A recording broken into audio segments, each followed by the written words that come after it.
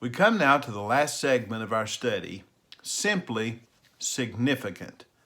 How God shapes ordinary people for extraordinary purposes.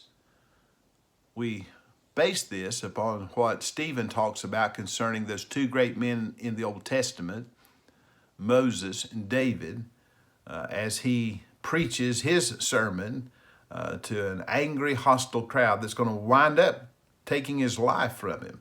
And those words are recorded in Acts chapter 7. And we have noted in previous portions of this study that God shapes us with patience. He does so with preparation. He acts to create us into what we need to be with purity and with passion. And so in this last segment, we're going to see how God works with purpose. With purpose. Moses and David had a purpose that drove them.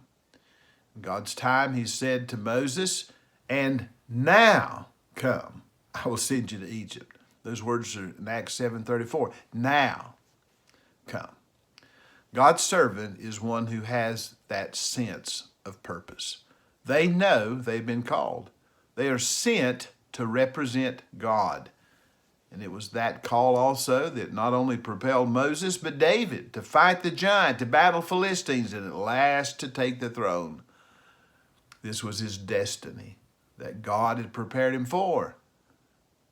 You see, when God makes a vessel, we're not meant to be put on display on a shelf, not permanently. We're meant to be put into service. God may set us on the shelf temporarily, but he has a use for us. And so we're going to come into that place of service.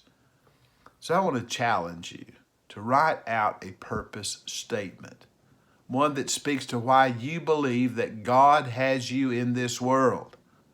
Take time to do that, to think about it seriously, to pray over it. Your own purpose statement is going to be a beacon to guide you through this dark world in terms of your service for the Lord. What is his purpose? He's got you here for a reason in this season. This sense of calling brought me to surrender. I made a commitment. Lord Jesus, anything, anywhere, anytime, I am ready. And I've never regretted it. I've never retreated from it.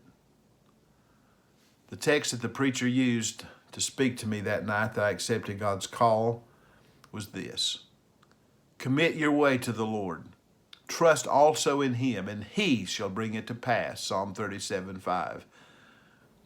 So I'm asking you to consider that verse, to commit your way to the Lord, to trust also in him, but then know that he is the one that will bring it to pass, not taking matters into your own hands, but resting in the hands of God. I'm asking you right now to stop making excuses and to surrender. Anything you want the Lord Jesus to do, you make yourself available as you die to anything that you want. Anywhere the Lord Jesus wants to send you, you're going to go, because first you take a trip to Calvary. Anytime the Lord calls, you will rise and go. Why? Because he's the Lord. That means he's the boss. That means he calls the shots. And as someone has said, if he's not Lord of all, he's not Lord at all.